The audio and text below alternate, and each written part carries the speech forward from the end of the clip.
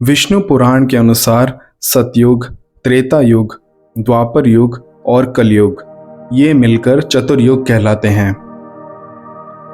एक चतुर्युग 33,20,000 सौर्य वर्ष यानी सोलर ईयर्स का होता है।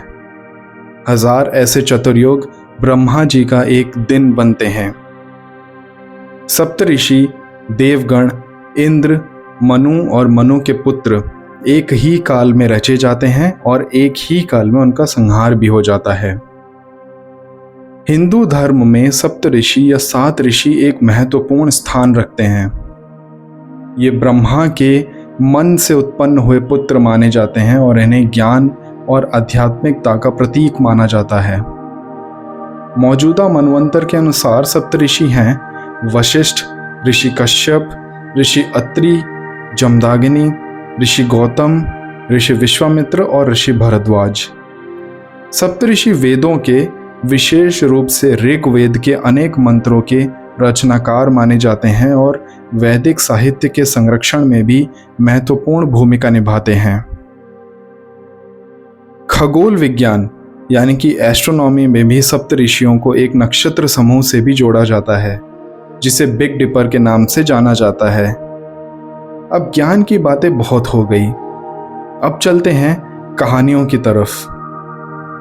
सप्तऋषियों को लेकर रामायण और महाभारत या फिर पुराणों में भी बहुत सी कहानियां और किंवदंती हैं जो उनकी ज्ञान शक्ति और नैतिकता को दर्शाती हैं। आज हम 2 महान सप्तऋषियों ऋषि वशिष्ठ और ऋषि विश्वामित्र की स्कंद पुराण में वर्णित एक अद्भुत कहानी सुनने वाले हैं। नमस्ते, स्वागत है आपका सागावाचक की कहानियों में। यहाँ हम आपको ऐतिहासिक, पौराणिक, रोमांचक और मज़ेदार लोक कथाएं सुनाते हैं। तो आप सभी से निवेदन है कि तुरंत हमारे चैनल को सब्सक्राइब करें और बेहतरीन कहानियों का आनंद उठाइए। विश्वामित्र जी के पिता थे राजा गाधी और राजा गाधी जी की पुत्री थी सत्यवती। विश्वामित्र जी के जन्म की भी एक अद्भुत कहानी है। सत्यवती और सत्यवती की माता यानी कि राजा गाधी की पत्नी को एक एक प्रसाद दिए गए थे पुत्र जन्म के लिए। सत्यवती जी को मिला था उच्च ब्राह्मण लक्षणों वाला प्रसाद, जिससे कि उन्हें एक गुणवान ब्राह्मण पुत्र की प्राप्ति होती, और सत्यवती की माता को मिला था क्षत्रिय लक्षणों वाला प्रसाद, जिससे कि उन्हें एक प्रतिभाशाली क्षत्रिय पुत्र पैदा होते। लोभ में आके सत्यवती की माता ने दोनों प्रसाद बदल दिए और अब सत्यवती जी ने क्षत्रिय गुणों वाला प्रसाद ग्रहण किया और सत्यवती की माता ने ब्राह्मण पुत्र वाला प्रसाद ग्रहण किया। इस बात का पता जब ऋषि ऋचिक को लगता है तो वो काफी नाराज होते हैं, किंतु सत्यवती जैसे तैसे उन्हें समझा बुझा के क्षत्रिय लक्षण उनके पुत्र के बदले उनके पौत्र यानी कि उनके पोते में स्थानांतरित करवा देती हैं। इसकी वजह से सत्यवती जी के पुत्र का नाम रखा जाता है जमदाग्नि, और क्योंकि प्रसाद का प्रभाव उनके पोते पे पड़ा था तो उनके पोते यानी कि जमदाग्नि के पुत्र होते हैं श्री परशुराम, जिनमें क्षत्रिय गुण थे, और सत्यवती जी की माता को ब्राह्मण लक्षणों वाले पुत्र की प्राप्ति होती है, जिनका नाम रखा जाता है विश्वामित्र, जो कि एक क्षत्रिय होते हुए भी उनमें एक ब्राह्मण के गुण थे। ये कहानी मैंने विस्तार से हमारे परशुराम जी की कहानी के वीडियो में बताया है, ज़रूर सुनिएगा, उसका लिंक आपको डिस्क्रिप्शन में मिल जाएगा। विश्वामित्र जी को कौशिका भी कहा जाता है क्योंकि वो एक महान राजा कुशा के वंशज थे। एक बार की बात है, विश्वामित्र बड़े ही अच्छे राजा थे जिनके राज में प्रजा बहुत खुश रहती थी। प्रजा के लिए संसाधनों की कमी नहीं थी और ना ही ब्राह्मणों के पूजन में किसी प्रकार की कमी रखी गई थी। एक दिन विश्वामित्र जंगल में जाके काफी हिंसक पशुओं का शिकार करते हैं। शिकार करते करते घने जंगल में वक्त का पता ही नहीं लगता और देखते ही देखते सुबह से दोपहर हो जाती है। गर्मी के मौसम में दोपहर की तेज धूप में राजा अत्यंत थक जाते हैं। चारों ओर ना तो कोई नदी थी ना ही कोई नहर। आमतौर पे गर्मी के मौसम में छोटी छोटी नदियां और तालाब सूख ही जाते हैं। जंगल में तो काफी पशु पक्षी प्यास से ही मर जाते हैं। ऐसी कड़ी निर्मम धूप ने राजा विश्वामित्र पे भी अपनी करुणा नहीं दिखाई और उनकी हालत हो गई खराब। जैसे तैसे घूमते घूमते उनको एक आश्रम दिखता है। आश्रम के आसपास बहुत से छोटे छोटे पशु जैसे कि खरगोश आदि घूम रहे थे और पक्षियों की मीठी मीठी चहचहाहट सुनाई पड़ रही थी। वहाँ का वातावरण बहुत ही अच्छा था। थोड़ी देर रुकने पर एक ऋषि आते हैं जिनका नाम था ऋषि वशिष्ठ। ऋषि वशिष्ठ तुरंत राजा विश्वामित्र को पहचान जाते हैं। राजा ऋषि वशिष्ठ के आश्रम पे शांति से बैठकर पेट भर कर पानी पीते हैं और फिर प्रस्थान करने की अनुमति मांगते हैं। ऋषि राजा की हालत देख के समझ जाते हैं कि राजा काफी थके हुए हैं, तो ऋषि उनसे निवेदन करते हैं कि वो दोपहर की तपती धूप से बचने के लिए वहां उनके आश्रम में कुछ वक्त आराम कर लें और फिर शाम होते ही चले जाएं। इस पर राजा कहते हैं कि मेरे कुछ और सैनिक भी हैं जो मेरा इंतजार कर रहे हैं। तो ऋषि कहते हैं आप एक काम कीजिए, आप उन्हें भी यहाँ ले आइए, मैं सबके खाने पीने का प्रबंध करता हूँ, आप लोग यहीं पे थोड़ा आराम कीजिए। ऋषि के बार बार कहने पर राजा विश्वामित्र मान ही जाते हैं और अन्य सैनिकों को भी वहीं बुलवा लेते हैं। हालांकि राजा को थोड़ा संदेह तो था कि इतने लोगों के लिए ऋषि तुरंत खाने पीने का इंतजाम कैसे कर लेंगे, लेकिन राजा विश्वामित्र को कहाँ पता था कि ऋषि वशिष्ठ के पास एक गाय थी, और वो भी साधारण गाय नहीं थी, वो थी नंदिनी गाय, जिसे कामधेनु या सुरभि के नाम से भी जाना जाता है। सुरभि गाय को सारी गायों की माता कहा जाता है। ये समुद्र मंथन से प्रकट हुई थी और इन्हीं की वजह से हम आज हिंदू धर्म में गायों की पूजा करते हैं। कामधेनु की यह विशेषता थी कि वह जिसके पास भी होती है उसकी सारी कामनाएं पूरी करती हैं, और इसी विशेषता के कारण बहुत से लोगों ने इन्हें ऋषि वशिष्ठ से चुराने की कोशिश की है। अगर आप लोगों को 8 वसु के बारे में पता होगा, जिन्हें अष्ट वसु भी कहा जाता है, तो आप ये भी जानते होंगे कि उन्होंने भी ऋषि वशिष्ठ से एक बार कामधेनु चुराने की कोशिश की थी, जिसकी वजह से ऋषि ने उन्हें शाप दिया था, और उसी शाप की वजह से उन्हीं में से एक वसु, जिनका नाम प्रभास था, उन्हें धरती पे जन्म लेना पड़ा, जिनका नाम पड़ा भीष्म पितामह। तो आते हैं हमारी कहानी पर। जैसे ही विश्वामित्र अपने सैनिकों को वशिष्ठ जी के आश्रम में लाए, तो देखते हैं कि अलग अलग तरह के पकवान, दूध, दही सब परोसे जा चुके हैं। इतना ही नहीं, सैनिकों और राजा के घोड़ों के लिए भी चारा लगा हुआ था।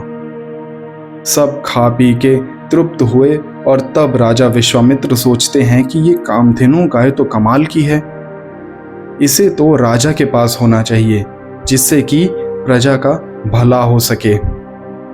ये ऋषि इस गाय का क्या करेंगे? यह सोच के वो जाते हैं ऋषि वशिष्ठ के पास और बड़ी ही आदर पूर्वक कहते हैं कि ऋषि, आप ये गाय मुझे दे दीजिए, मैं इन्हें प्रजा की भलाई में लगाऊंगा और बदले में आपको जितना धन चाहिए वो आप मुझसे ले लीजिए। ऋषि वशिष्ठ साफ मना कर देते हैं और कहते हैं कि साधारण गाय का मूल लगाना भी पाप है, और फिर यह तो कामधेनु है, इनके बारे में तो मैं ये सोच भी नहीं सकता।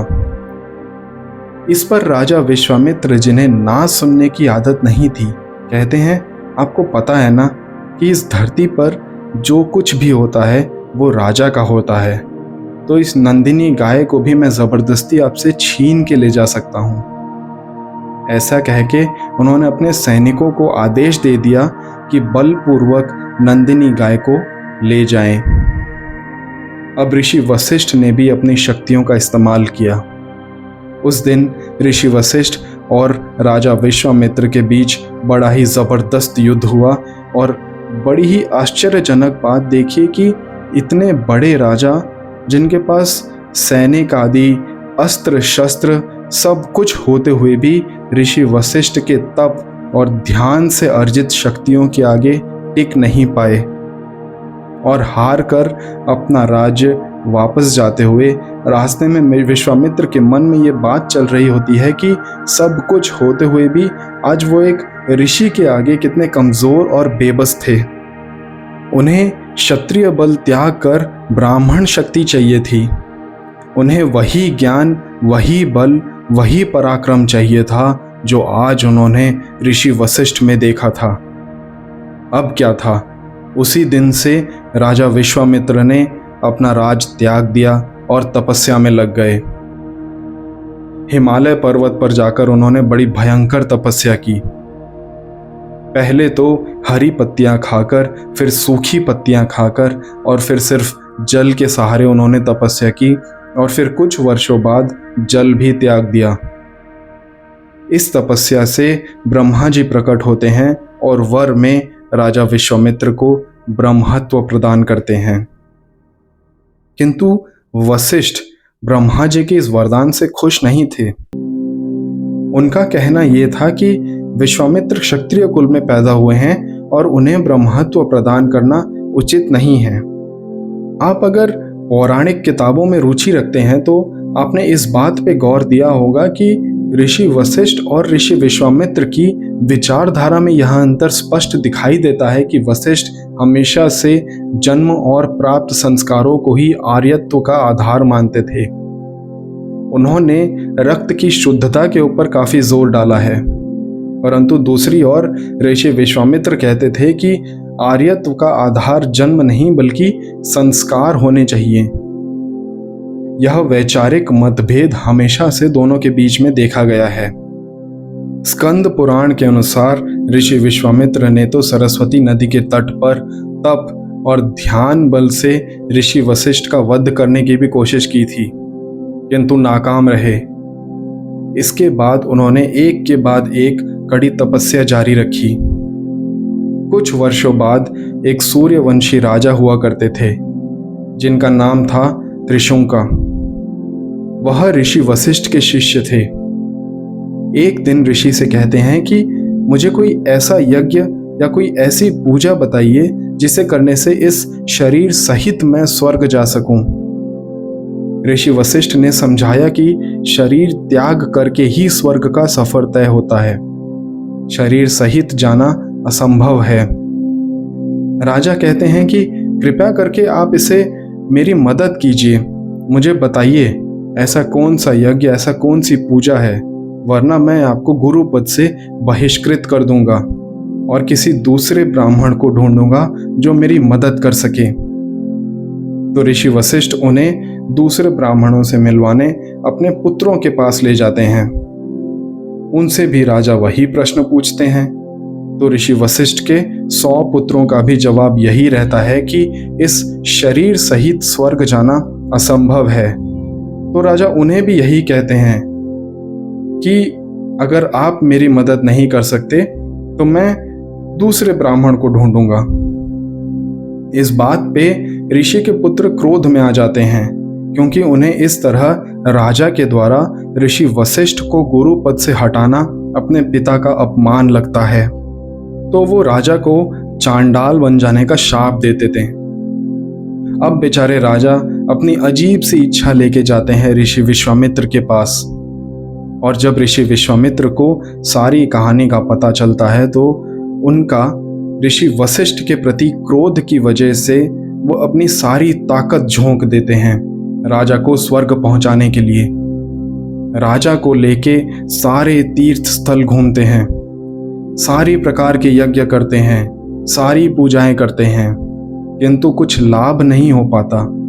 और तब ऋषि विश्वामित्र एक ऐसा यज्ञ करते हैं जिससे तीनों लोक कांप उठते हैं।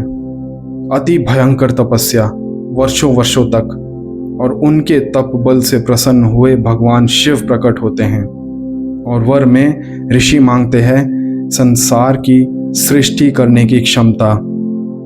बस अब क्या था, ऋषि विश्वामित्र एक दूसरे संसार की सृष्टि करना शुरू कर देते हैं। उस समय आकाश में 2-2 सूर्य बन गए थे। सभी ग्रह नक्षत्र दो दो हो गए थे। ये देख ब्रह्मा जी और सभी देवगण भौचक्के रह जाते हैं। ऐसा तपोबल, ऐसी शक्ति उन्होंने पहले कभी नहीं देखी थी। तब जाके ब्रह्मा जी विवश होकर ऋषि विश्वामित्र को सृष्टि रचना करने से रोकते हैं और राजा त्रिशंकु को शरीर सहित स्वर्गलोक ले जाते हैं।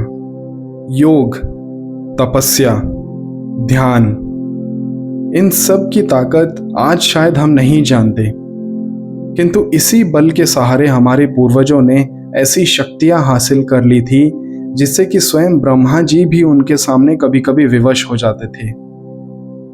आज की कहानी इतनी ही थी। कमेंट्स में बताइए कि आपको कहानी कैसी लगी और अपने परिवार, अपने दोस्तों के साथ वीडियो शेयर ज़रूर कीजिएगा। अपना और अपनों का ख्याल रखिए और नियमित ध्यान करते रहिए। और हाँ, सागा वाचक की कहानियाँ भी सुनते रहिए। नमस्ते।